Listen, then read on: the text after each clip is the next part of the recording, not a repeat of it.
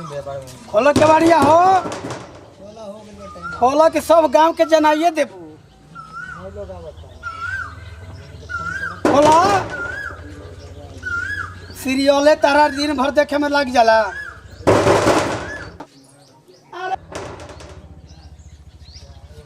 का करेलू इतना देर से सब गांव के जनाइए देबू का। देखो बिजली विभाग के बोर्ड लिया बनी ई का हो एक बड़ा टेप मोबाइल पंखा ये सब बिगड़ता ओकर दुकान कर बनावे खातिर बोर्ड लगा दिया। ठीक बा कुछौ करके खाइया घरवा का टीविया बिगड़त तो काहे न बना हानु तारा के बना दी देखे खातिर सीरियल तो का हो जा कमाए खातिर धंधा कइले बनी धर है बोर्ड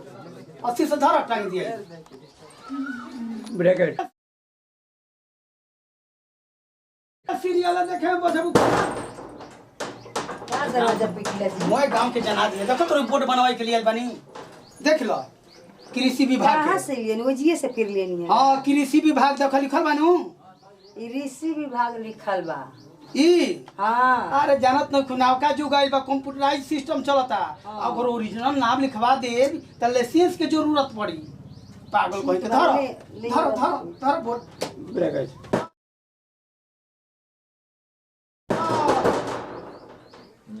खोलो खबर में परी जना देबू पूरा गांवे के देखो कोरोना के रोग चलल बनू हां आ देखो ये डॉक्टर को एमबीबीएस के दियल बन बना के बाजी एमबीबीएस ई तो एमबीबीएस लिखल ओकर तले बनवा के लेके निया का कि सिलाई मशीन के सिलाई मशीन कहेला। अरे तू जानत नहीं खू हां ई विदेश के इंजीनियर डॉक्टर बनौले बा अच्छा नया तरीका से कोरोना के रोग फैलल बा ते नया तरीका से बोर्ड बनावल बा। ठीक बा जन करतन तन ठीक करतनी ठीक ना ऐसे ही कमाई या खाई ऐसा कहीं गलती ना करी बीमार ना खाई ठीक ना ना ना तू चिंता छोड़ दो टेंशन होइए ना जरा आखिर में हम डॉक्टर तो बानी। अच्छा ठीक बा डॉक्टर साहब दांत में दर्द बा केने बनी रहू अरे आई हां हां यही खातिर हम बोलले बानी यहीं पे बैठे के बा हां हां बैठी आई ही दादा अरे डॉक्टर साहब बड़ा दुखाता है डॉक्टर अच्छा अकेला ही बानी कि केहू बा साथे ना ना अकेला ही आइल बानी का करो बहुत दूर से आवे करे अच्छा रुआ के धरहू का ते बड़ा सोचई पर अच्छा हम उपाय लगा देतनी का करो दांत का बारे के बा का हां हां खबर है के परी हां हां लेटी है पर लेटी ये डॉक्टर साहब 15 दिन पे कारवा चिंता मत करो मालूम ना चली। अरे 15 दिन पे खाली मुंह धोए नहीं तब दुखाता हां हां यही से नु खोहरा बना लेले बा ऐसे हम जो होते रहनी हां हाथ सोच करी कुल का करता नहीं है डॉक्टर साहब वैसे तो हम देखलो ही ना रे डॉक्टर ही है। अरे रोवा चिंता मत करी ना हम ऐसन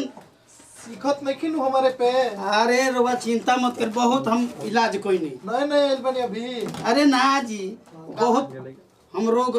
ठीक कर दिहनी तनी मनी एकरा पे इतना भारी रोग हम ठीक कर देनी कोने कहे थी बटवे देखो मोबाइल कनी है हां कि अरे रुके अरे महाराज बतिया सुनी पहले अरे बतिया सुन ले अरे बतिया सुनी तनी मनी रे बाबा अरे पसेना अरे कल बतिया सुनी केने को अरे सुनी हनी अरे डॉक्टर से फिर बतिया सुनी अरे डॉक्टर हो कि साला का हो रे अरे छोड़ी अरे बाप हो बाप आई हो दादा जान ले लिखल तनी मनी रे भइल अरे जाए दादा साला पसेना के बारे में अरे दादा होता बहुत परेशान चली उठी अरे ते डॉक्टर है रे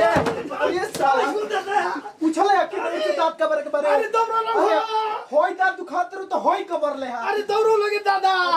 ते पूछले अरे बाप रे बाप साला मुआ अरे कहां रे अरे तोरा पहिले दौड़ो सब पहिला तोरा बोर्ड अरे में जान कोइले दादा बीपीएस लिखल बा अरे हई डॉक्टर के मुआवत है दादा हई रोगी है कि कहां अरे जान ले अरे हई दौड़ो लोग हो फीस ना ले रे फीस अरे दौड़ो लगे अरे अरे दादा अरे बचावा लोग दादा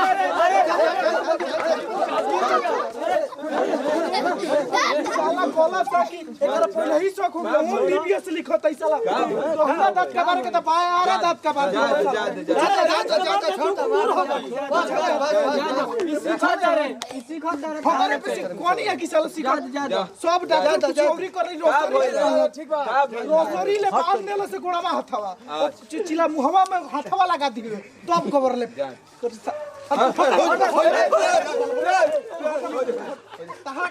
बस तू हटा ना हमार घर के अंदर कहां हो हमार घर कहां हो खून के तरह कहिए देबो हटा हमार घर हटा तेरा मोबाइल हट इधर खून के तरह कहिए देबो छोड़ा हमारा घर ना ना अरे हटा ना करे कुछ का करबो